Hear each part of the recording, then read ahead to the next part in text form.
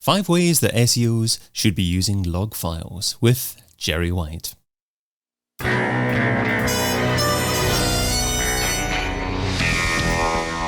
In Search SEO podcast is brought to you by Rank Ranger, the all-in-one SEO platform that helps scale your business through data and analytics. Hey, it's David. How are you taking advantage of log files to improve your SEO? That's what we're going to be talking about today with a man with over 20 years of experience in the SEO industry, working at brands and agencies including the BBC, Just Eat and Rise at 7. A warm welcome to the In Search SEO podcast, Gerry White. Hey, glad to be here. Hey Gerry, good to have you on. Or you can find Gerry by searching Gerry White on LinkedIn. So Gerry, should every SEO be using log files? No. I know that sounds controversial when I sort of say, log files have got huge amounts of information, but honestly, a lot of the time it's diminishing returns. And often you can generally find a lot of information before you go into log files. What I mean by that is if you take a look in Google Search Console information, there's huge amounts of information there. I guess when I've been looking into log files is basically when I've almost exhausted a lot of other places first. I always recommend crawling a site using anything from Screaming Frog through to whichever kind of desktop crawler you've got, through to lots of other tools kind of things out there, and then kind of looking at Google Search Console before you start to look at log files. The reason I say that, and the reason that I sort of sound almost anti-log files when I'm actually kind of going to be talking about how useful they are, is the fact that they're actually quite challenging to work with initially, and it does take a little bit of skill and knowledge and experience to really get your hands onto them and even getting access to them. But I mean, one great thing about today is the fact that now we actually have more and more access to log files than almost ever before. Initially, this is going to make me sound old, but when I started out, we didn't actually have Google Analytics. We didn't have analytics software like we have today. Log file analysis was actually how we looked at how people visited websites. Now we never look at log files really for how people look at websites unless we're kind of doing something with InfoSec or we're doing something to kind of diagnose something really weird and wonderful. But actually, a lot of the time, we have much better analytics software. This might change because actually one weird thing is the fact that a lot of websites can't track how many people go to a 404 page because a lot of the time you never click I'll accept cookies on a 404 page. And so suddenly log files are coming back again to kind of go to answer some very strange questions like that. But the main reason that I'm talking about log files today is basically for the SEO purposes. And so, yes, if you've kind of got problems with large sites, if you've got a large e-commerce website, if you've got a international, multilingual, huge site with faceted navigation, then log files are something that definitely should be taken into account and definitely should be looked at down the line as soon as possible. So today you're sharing 5 ways that SEOs should be using log files. So starting off with number 1, seeing how Google looks at your site. Yeah, so Google is fairly unpredictable. It's almost like an unruly child. It's strange actually, because although I say, we can look at sites and we can use crawling tools to kind of look at how Google should be looking at the site, we're often surprised to find out that Google's kind of got obsessed with one set of pages or going down a kind of strange route somewhere. Or more recently, one of the things that we found at a supermarket that I've been working with for the last year called Oda, we found that the Googlebot has been looking very much at kind of the analytics configuration and creating artificial links from it. So Google's kind of finding broken links. And for a long time, I was trying to figure out why it was finding tens of thousands of 404s which were not on the page at all. But it turns out it's been looking at the log file, the analytics kind of configuration and creating a link from that. So we're looking at how much of an impact that's had. And if we're looking at the fact that Google is finding all of these 404s, that might not be a massive problem, but now we want to know is how much time it's spending on those 404s, and if we fix this one tiny problem, will it mean that the crawling of the rest of the site will increase by 20, 30%? Or basically, what's the opportunity if we fix it there? So yeah, looking at why Google's kind of looking at the site like that and what it's finding that it really shouldn't be finding. The other thing that we often look at is parameters. I mean, I don't know if you know, but SEO folks, we like here always to link through to the canonical version of the page. What I mean is that, there's often multiple versions of a page. Sometimes they've got some kind of internal tracking, sometimes they've got external tracking. there are so many ways in which we can kind of link through to a page, and often a product, for instance, can sit in multiple places in a site. So, for instance, a good example of this is I worked on a site which was Magento, and every product seemed to sit under every single category almost. So it was amazing when we found out that, there was like 20 versions of every product and every product was crawlable. And so from there, we knew that basically Google was also spending a huge amount of time crawling through the site. And what's interesting is if you remove a product, Google will kind of go, oh, but I've got 19 other versions of this product, 18 versions, 17, 16. And so it will take a while for the actual page to kind of almost disappear if you use a 404 or something like that, because of the way in which Google works. So basically, Google will kind of go, I know this is a canonical version of this page, but if you remove the canonical version, then it will kind of go, oh, well, if the canonical's kind of removed, then I'll start to use different ones. And this is the kind of information that Logfile gives us, basically, the ability for us to look at the site in the way in which Google is.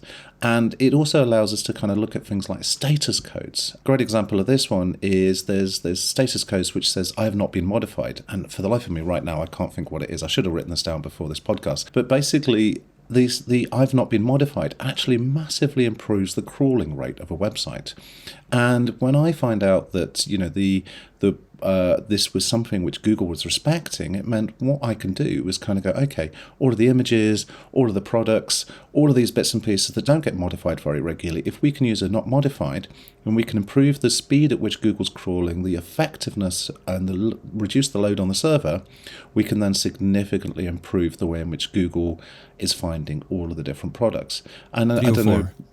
3 or 4, thank you. Yes, exactly. Yeah, I was thinking it was like a 306 or something like that, but I remember that's what a car I used to have many years ago. Peugeot. But basically, the way in which Google kind of looks at stuff, what we want and what server admins want and what everybody wants is the server to be as kind of fast and as efficient as possible. Again, going back to the log files side of it, nowadays we couldn't use log files at all effectively for many, many years, because with CDNs, you'd often find that there'd be multiple places at which a page would be hit. And the CDN often didn't have a log file itself. So we'd be looking at all these different places and kind of going, okay, so how much load is there on this server? How much load is on that server? What about the image? And we'd try and piece everything together, and log files will be in different formats. So now with CDNs, we can actually start to understand the effectiveness of a CDN. So suddenly things like page speed is massively impacted and improved by the fact that if we use log files, we can start to understand the fact that the image, for instance, by canonicalization of images, so if there's one image being used across multiple pages, as long as the URL is consistent, the CDN works and Google crawls it better. So yeah, there's so many different ways in which log files now are kind of really helping us improve page speed, caching, and basically serving users and search engines much more efficiently.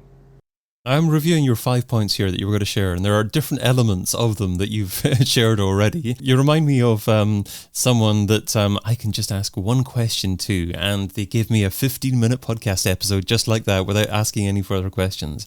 So there's one person that can probably do that even more than you, and that's probably Dwayne Forrester. Dwayne and I have joked about him doing that, me just asking him one question and me walking off and just leaving him to to share the content for the rest of the episode. But you talked about parameters certainly a little bit. I don't know if you touched upon number 3, which is discovering if there are subdomains that are consuming crawl budget that shouldn't be.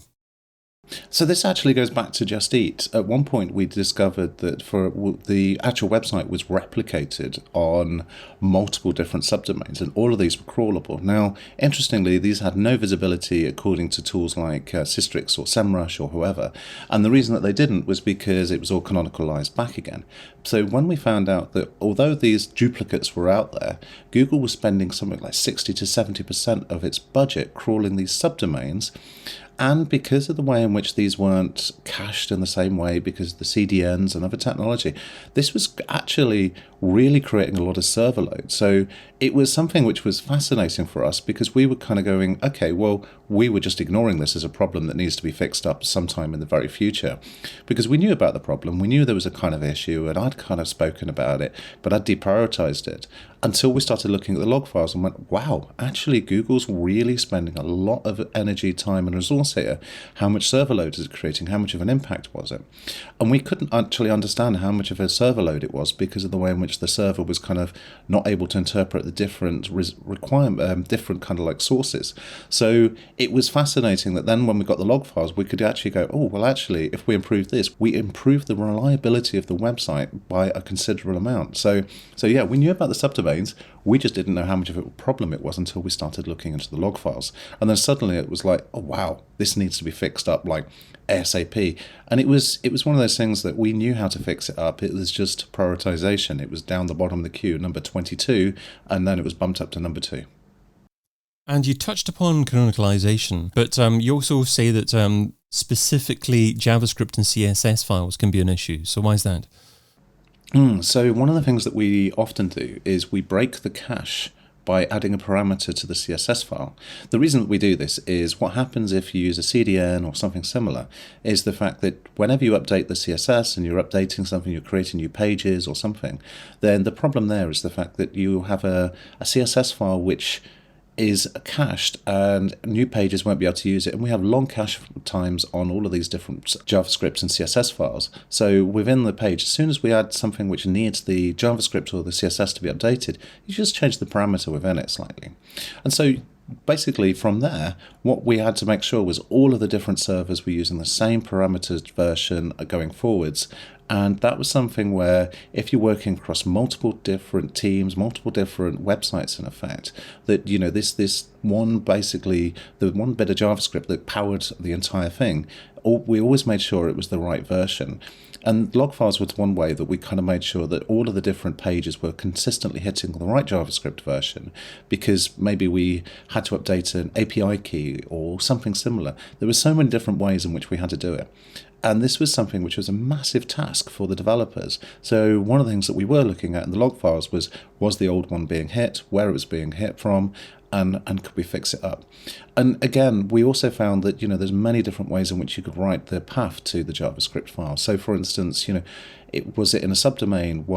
Did we use a different host name? Because actually, interestingly, if you work across multiple different websites, you often find that there's different URLs or different domain names that actually access the same server. And often if you're using a CDN or using a subdirectory or something, then sometimes it can be very, very inconsistent. And again, from a user point of view, if you're hitting that same JavaScript file 6 or 7 different ways within a journey, then you're loading it up 6 or 7 different ways. And whilst that might not seem like a lot, cumulatively, that actually adds megabytes to your kind of journey. And that, of course, slows down the whole experience, and it makes the servers less efficient, and there's much more to it. So basically, yeah, ensuring that the right version of the JavaScript, the CSS, and other bits and pieces are always being hit. And also making sure that there's no reason for the JavaScript to be hit in with parameters or something. There's so many ways in which spider traps can be created, which include the JavaScript files, where, for instance, you know, something kind of gets tagged into it where maybe they don't use the right absolute reference to the JavaScript, so it's kind of located in a different directory to other times. So it's surprising all the different ways in which you can spot when JavaScript is being loaded up slightly differently by multiple different pages. So yeah, it's a very simple one, but it's surprisingly expensive when it comes to kind of an analysis.